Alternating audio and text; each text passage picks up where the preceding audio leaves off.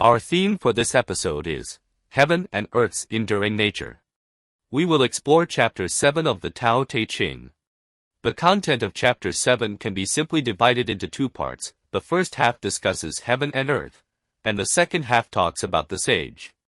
By comparing heaven and earth with the sage, we are reminded of what we read in Chapter 5. Heaven and earth are ruthless and the sage is ruthless.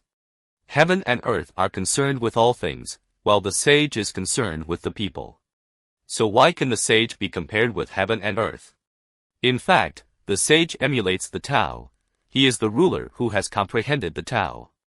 Yet, his behavior is like that of heaven and earth, containing all things and allowing them to survive and develop. Let's read the original text first. Chapter 7, Heaven and earth endure and are long-lasting. The reason why heaven and earth can be so enduring and long-lasting is that they do not exist for themselves. Therefore, they can endure. Thus, the sage places himself after others, yet ends up being foremost. He places himself outside himself, yet ends up being preserved. Is it not because he is without private desires that he is able to achieve his private desires? This passage means heaven continues, and the earth endures. The reason why heaven and earth can last is that they do not seek their own existence, so they can continue to exist. Therefore, the sage humbles himself and ends up being exalted. He disregards his own life and ends up preserving it. Isn't it because he has no selfish desires that he achieves his desires? In the first half, when talking about heaven and earth, we still often mention enduring as heaven and earth, which comes from here. When men and women are in love, they will say enduring as heaven and earth, until the sea dries and the stones rot. The question is, can heaven and earth truly last forever? In fact, all things in the universe are constantly changing, and human life is short. So from a human perspective, it seems that enduring as heaven and earth is not a problem. Everyone must remember that in Chapter 23 of Laozi, he also said, even heaven and earth cannot last long, which means we need to have a dual understanding of the concept of enduring as heaven and earth. Compared to the existence and function of the earth, they are still not enduring. So why do we say that heaven and earth endure? It is relative to all things. For example, humans can live up to 120 years, a turtle can live for more than 200 years, and a tree can live for thousands of years. But compared to heaven and earth, these are nothing. So enduring as heaven and earth is relative to all things because heaven and earth, like the father and mother of all things, provide a space and some conditions for all things to continue to survive and develop. Compared to all things, heaven and earth are indeed enduring. The question is, why can heaven and earth last? Laozi gives the answer, it is because they do not exist for themselves, which means they do not seek their own survival. How to say? That is, heaven will not think that my heaven should produce more heaven, and the earth will not think that my earth should produce more earth. I will keep my appearance and just provide conditions for all things to survive and develop between heaven and earth. If anything seeks its own survival, it will compete with all things. If you do not seek your own survival, all things will develop according to their nature without any pressure, and everything between heaven and earth will develop freely. So here it is mentioned that heaven and earth do not consider themselves. From this, the second paragraph is turned to how the sage does it. The sage humbles himself and ends up being exalted. Why? The sage is the ruler who has comprehended the Tao. If he comprehends the Tao, he will place himself in an empty state, in a humble state, that is, he will be behind. As a result, he ends up being in front of everyone. Why?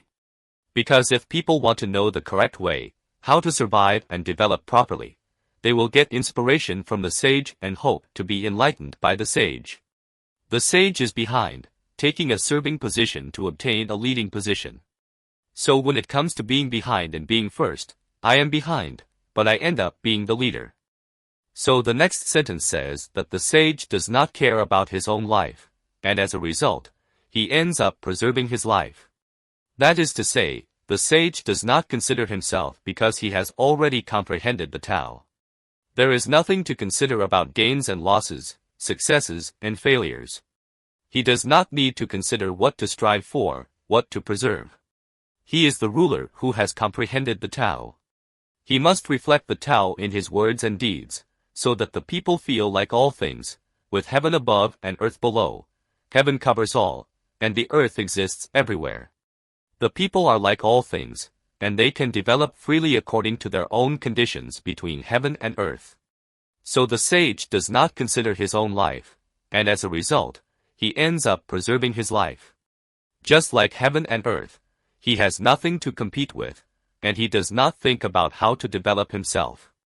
As a result, nothing competes with him, and he gets the greatest preservation.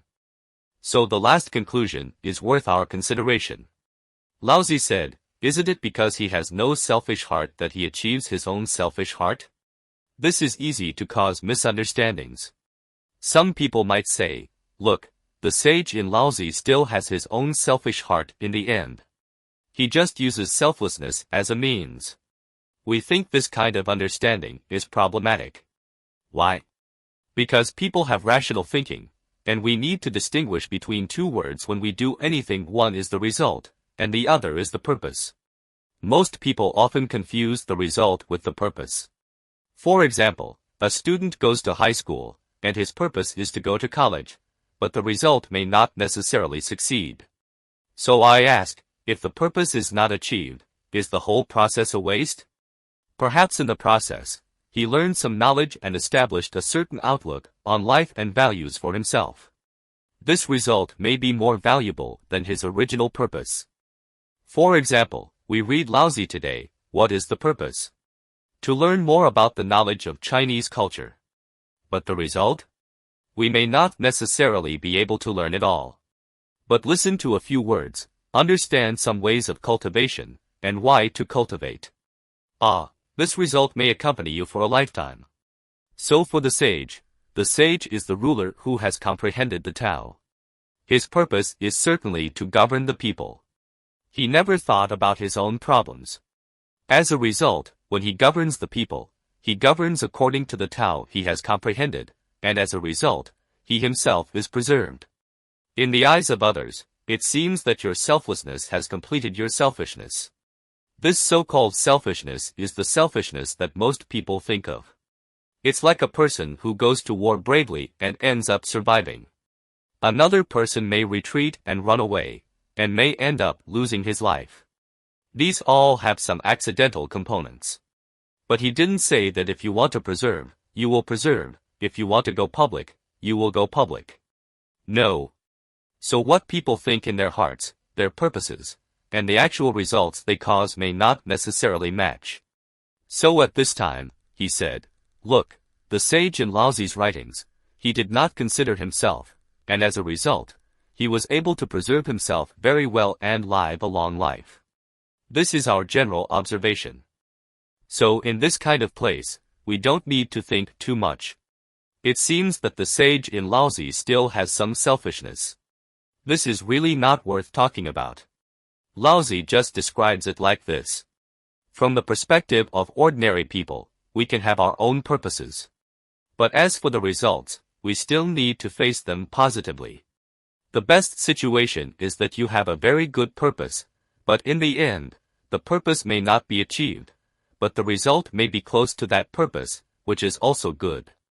So in the process of life, do anything to first distinguish the purpose from the result. If your purpose is selfish, then no matter how good the result is, it is just a result achieved through means. Even if the result is good, you will feel empty. But if your purpose is not for your own consideration, and the result is that you feel as a person, you can fulfill your responsibilities and have a clear conscience. The result, on the contrary, preserves the original value of your life and affirms your basic dignity as a person. The sage in Laozi's writings is the ruler who has comprehended the Tao. We may not be able to be such a sage today, but don't forget that more than 100 years after Laozi, when Zhuangzi appeared, he had already tried to remind you to be an individual who has comprehended the Tao. Today, in the 21st century, after learning the Taoist thoughts of Laozi and Zhuangzi, we can also be an individual who has comprehended the Tao. We can use the principles we have comprehended to properly manage our own lives. So the issue of selfishness discussed in this chapter, the so-called selflessness and selfishness, is worth our consideration. That is, I do my best to do what I should do, and the result is always good. I should not set a certain purpose first, because once I set a purpose, everything I do may become a means. Once it becomes a means, it is possible to resort to any means for certain purposes. Isn't that contrary to Laozi's thoughts? It becomes your biased cognition, causing biased desires, and the consequences are unimaginable. So what Laozi essentially said, first of all, is that heaven and earth endure forever, saying that heaven and earth do not consider their own existence, but can last for a long time. This longevity is relative to all things, because no matter how all things are, they cannot be more enduring than heaven and earth. And the existence and development of all things must try to continue their own lives and replicate and exist for a long time. Isn't this for their own consideration? But heaven and earth do not have this problem, so it can be said that heaven and earth endure forever. Then look at the sage. The sage is the ruler who has comprehended the Tao. He never deliberately wanted to rule, wanting to get what kind of charm. But he did his best to use the wisdom of the Tao he comprehended in his governance, and he did not consider personal purposes. My idea is that the result naturally becomes very good. From the outside, it seems that he finally achieved the goal of his life, as if he had some self-consciousness. But it's not the case. If a person has a clear self-consciousness, it is impossible to learn Taoism and have insights. Tao is the source and destination of all things. We learn Taoism and also hope to comprehend the Tao. If we comprehend the Tao, we will enter a state of letting nature take its course, doing things without intention, and preserving our true selves. So when Laozi talks about the longevity of heaven and earth and the sage, the inspiration to us is also very clear, that is, to learn to distinguish between purpose and result. As for the results that naturally occur, we have to bear them because they are caused by the things we do. As for personal purposes, they are related to desires and are the focus of Taoism. So learning Taoism, for many things that happen, we need to be able to distinguish. When distinguishing, we know what the cause and effect relationship before is. The reason before is because you comprehend, so you can consider from the whole, and then the result will naturally meet the requirements of the Tao. That is, you did not consider for yourself, but the result has achieved what you originally wanted to express. This is the content we learned in this episode.